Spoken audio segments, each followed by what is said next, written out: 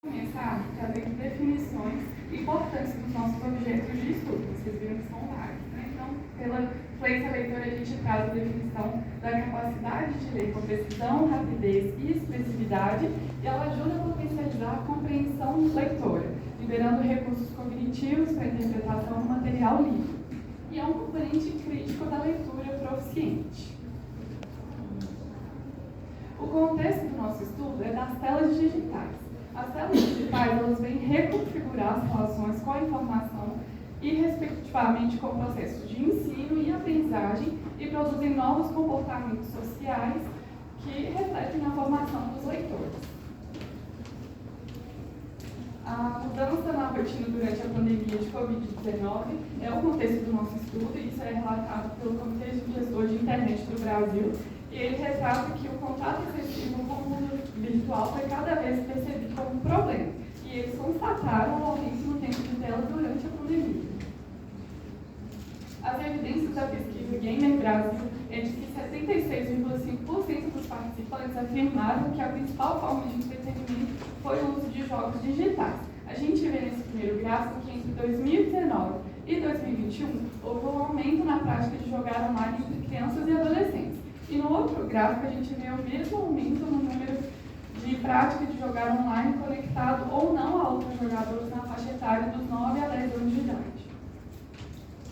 Então, telas e jogos são realmente vilões. No CID-11, a gente tem o Game Disorder, que é o uso abusivo de jogos eletrônicos. E a SBT traz a recomendação aos responsáveis do limite na exposição do uso de telas pelas crianças, com o argumento de que nos primeiros 1000 dias de vida de um indivíduo são essenciais para o bom desenvolvimento mental e cerebral, e isso vai repercutir na infância e na adolescência. Então, a gente tem dois pontos-chave. Existe realmente uma relação entre videogames e leitura? E o próximo é: videogames só fazem mal?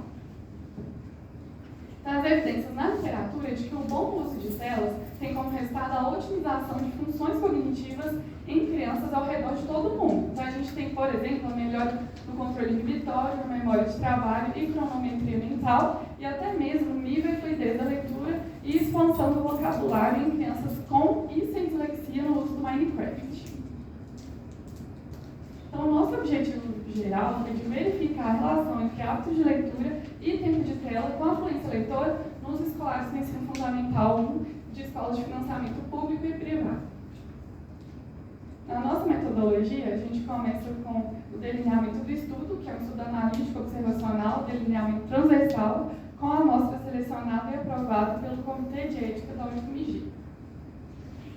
A nossa amostra inicial contava com 128 alunos do terceiro e quinto ano de uma escola de financiamento público, outra de financiamento privado, ambas situadas em uma capital da região sudeste do Brasil. Desses, 23 foram excluídos, todos matriculados no financiamento público, justamente porque não haviam internalizado o princípio alfabético da língua, que é necessário para realizar a tarefa de leitura, que é o nosso principal objeto nesse estudo. Então, a gente contou com 46 e 59 alunos do quinto e terceiro ano nessa amostra, e 57 eram do ensino público e outros 48 do privado. Nos nossos critérios de inclusão, a gente contou com a matrícula nas respectivas saídas comentadas, apresentar desenvolvimento típico da linguagem, participar em todas as etapas e ter como língua materna português brasileiro. E os de exclusão foram não preenchimento completo do formulário online, não possuir os requisitos para habilidade de leitura, não realização da tarefa de leitura, alunos que tiveram ajuda de leitor fluente, desistência em qualquer etapa do estudo, trocas fonológicas, estudantes estrangeiros e o áudio de leitura comum. Os nossos procedimentos consistiram em 4 etapas que eu vou falar a seguir.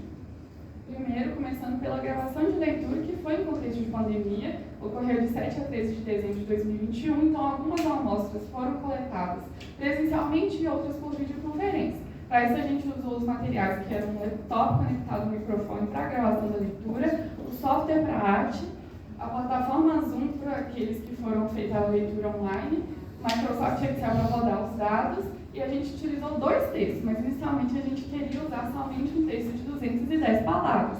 Mas devido ao desempenho de leitura aquém do esperado no terceiro ano do público, a gente teve que usar um texto reduzido. A análise de leitura contou com leitura, e PCPM, que é palavras corretas por minuto, que é a taxa de acurácia. E o nosso formulário online é a nossa terceira etapa. Ele contou com 13 questões que abordou 3 dimensões: hábitos de leitura, hábitos de tela e videogames. E essas respostas eram de múltipla escolha ou abertas, e o conteúdo foi todo elaborado pelos pesquisadores. A categorização de jogos é algo necessário de acordo com a literatura. Eles podem ser divididos em gêneros e subgêneros, mas a gente só usou os gêneros abordados por Milman em 2013. E a gente dividiu os jogos em 8 categorias: FPS, Battle Royale, MMO, simulação, ação e aventura, sobrevivência, mundo aberto e geral. Na análise estatística, a gente utilizou o SPSS 21.0, foi realizada a análise exploratória do banco de dados e análises descritivas dos participantes e das variáveis do estudo. E para a análise inferencial, a gente usou o teste de quadrado, o exato de Fischer e teste T, todos com nível de significância de 5%.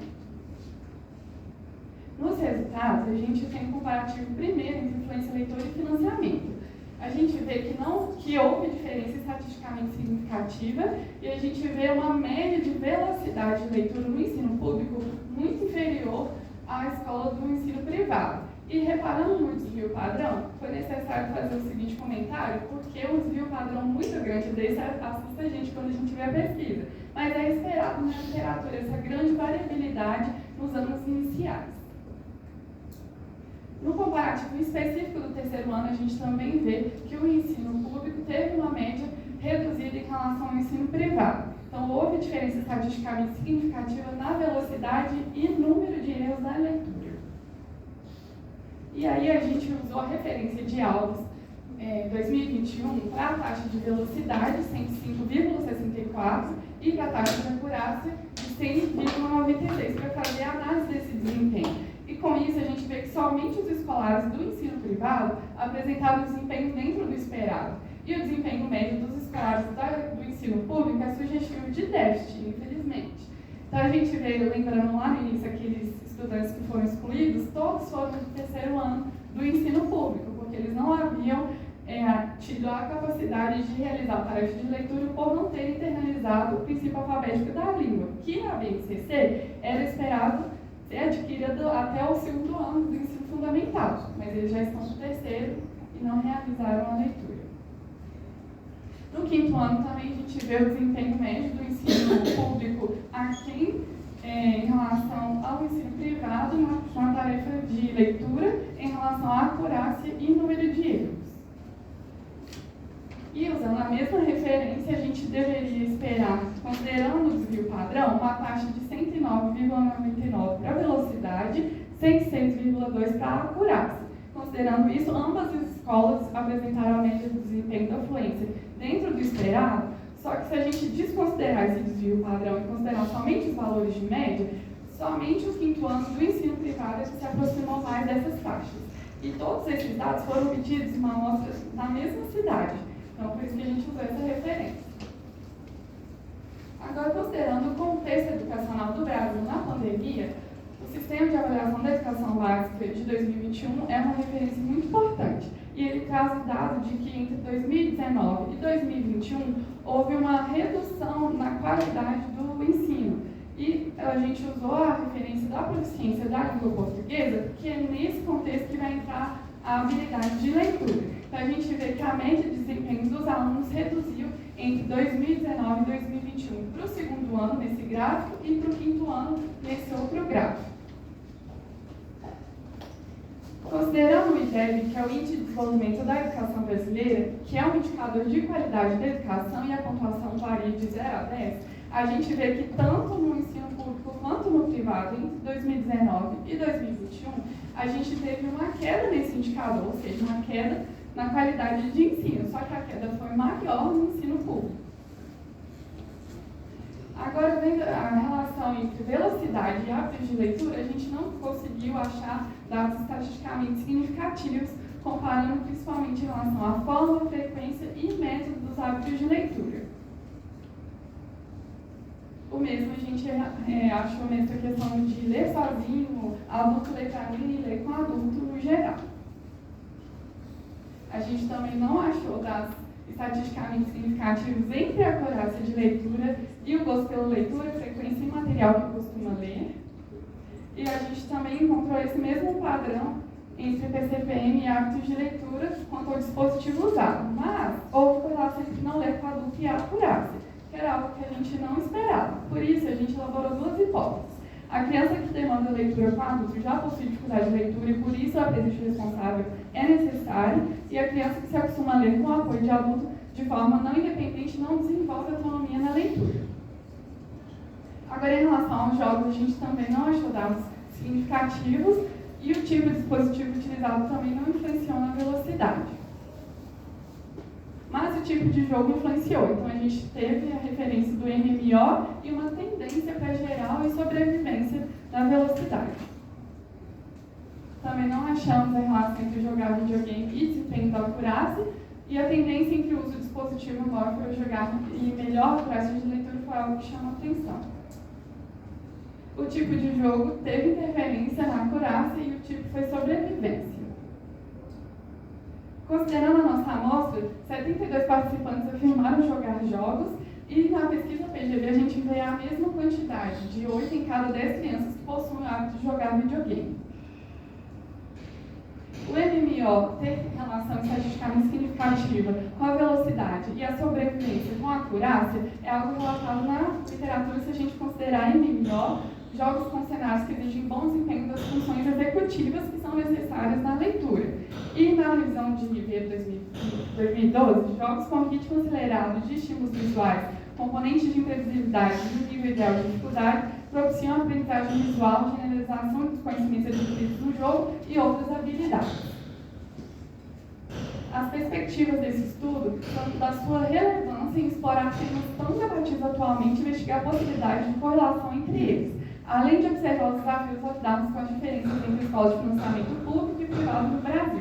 Nosso diferencial foi explorar a temática de jogos eletrônicos a fim de verificar os impactos dos mesmos na força leitora, correlação ainda muito pouco pesquisada. E a nossa limitação, infelizmente, foi a amostra reduzida, e por isso a gente sugere que novos estudos sejam realizados com uma amostra mais robusta. A nossa conclusão, primeiro, é que o objetivo geral foi cumprido, e tanto no panorama geral quanto no comparativo entre séries, os alunos do público tiveram desempenho pior do que o ensino privado, e percebeu-se que esse abismo entre os dois tipos de financiamento foi exacerbado na pandemia de Covid-19. As correlações leitura e dispositivos eletrônicos e os jogos eletrônicos não prejudicaram a ciência leitora. Os jogos MMO e sobrevivência podem ajudar os alunos dos anos iniciais a desenvolver melhor desempenho, velocidade e acurácia, respectivamente. E uma reflexão que a gente trouxe é que esses resultados constatam às autoridades públicas a necessidade de verificação intermitente da proficiência leitora dos escolares, a fim de tomarem as devidas medidas e proporcionar às crianças a oportunidade de desenvolverem como leitores competentes, visando o cumprimento do artigo 205 da Constituição Federal, visando o pleno desenvolvimento da pessoa, seu preparo para o exercício da cidadania e sua qualificação para o trabalho. Essas são as nossas referências, se vocês quiserem acessar com o QR Code, e os nossos contatos para tirarem as dúvidas. Muito obrigada.